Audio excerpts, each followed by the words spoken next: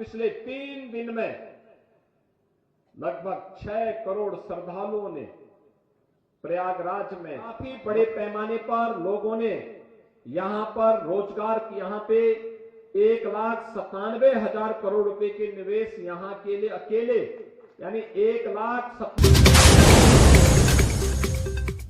आज मुझे बहुत अच्छा लगा आदरणीय प्रधानमंत्री जी की प्रेरणा से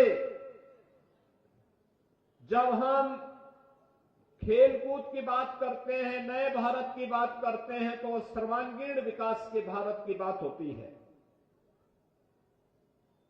और याद रखना, भारत विकास के नित नए प्रतिमान तब स्थापित करेगा जब उत्तर प्रदेश विकास करेगा। उत्तर प्रदेश विकास तब करेगा जब हर जनपद विकास के पायदान पर मजबूती के साथ खड़ा होगा। केवल एक जगह के विकास से प्रदेश का विकास नहीं होगा, हमें सर्वांगीण विकास की उस रूपरेखा को आगे बढ़ाना पड़ेगा। इसमें आध्यात्मिक सांस्कृतिक विरासत का विकास तो हो ही, भौतिक विकास के कार्य भी हो, शिक्षा स्वास्थ्य के साथ साथ रोजगार और खेलकूद की गतिविधियों को भी उतनी प्राथमिकता के साथ आगे बढ़ाया जाए। और इसी को ध्यान में रख करके प्रधानमंत्री मोदी जी के नेतृत्व में पिछले 10 वर्ष के अंदर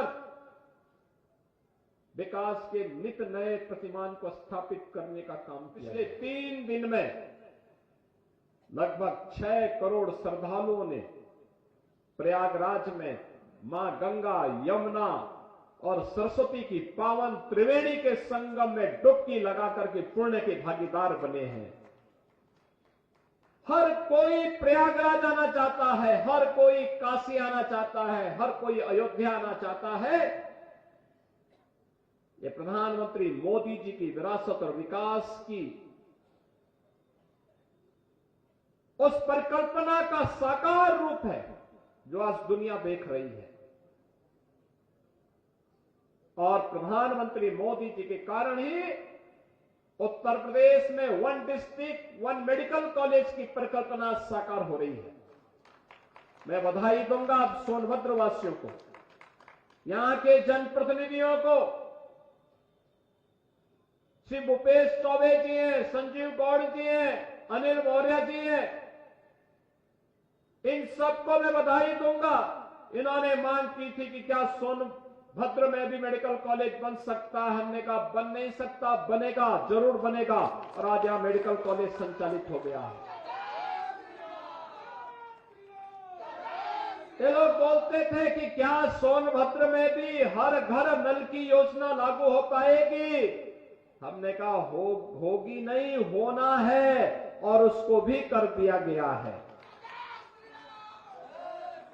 वे जहां ऊर्जा है, जहां जल है, वहीं के लोग प्यासे रह जाए तो कैसे काम चलेगा।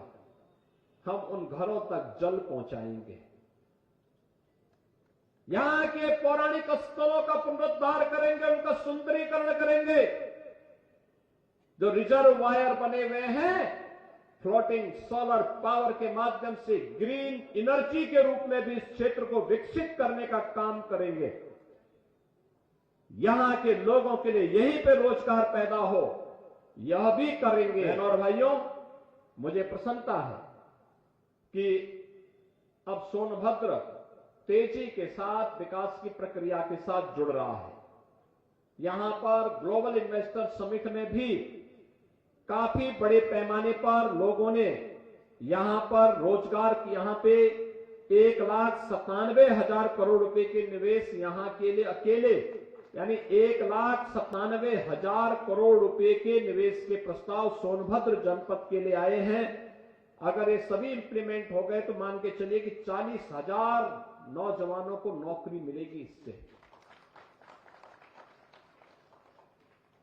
ये सभी कार्यक्रम यहां पर आगे बढ़ाने के काम हो रहे हैं।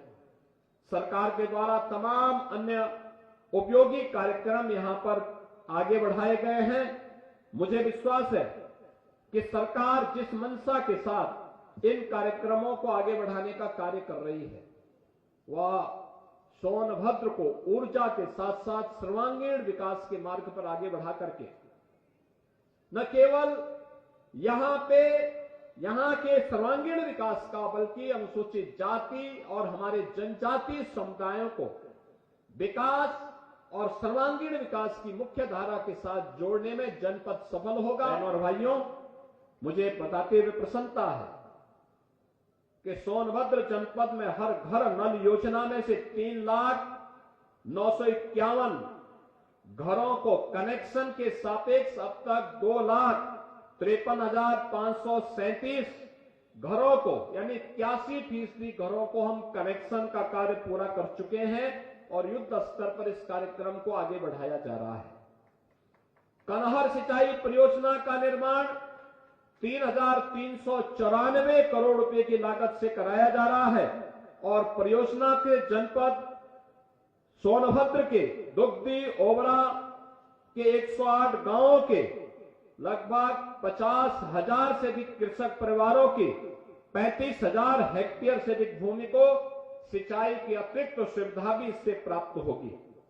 और मुझे यह भी बताते हुए प्रसन्नता है कि जब मैं पिछली बार आया था, यहां पर संजय गौड़ और यहां के हमारे जनप्रतिनिधियों ने कहा था कि वनाधिकार अधिनियम के अंतर्गत अनुसूचित जाति जनजाति के निवासियों को यहां पर पट्टा वितरण की कार्रवाई को और खतौनी वितरण की कार्रवाई को तो मुझे बताते हुए प्रसन्नता कि 16,000 से अधिक पट्टों को अब तक यहां पर वितरण करने का कार्य भी संपन्न किया जा चुका है।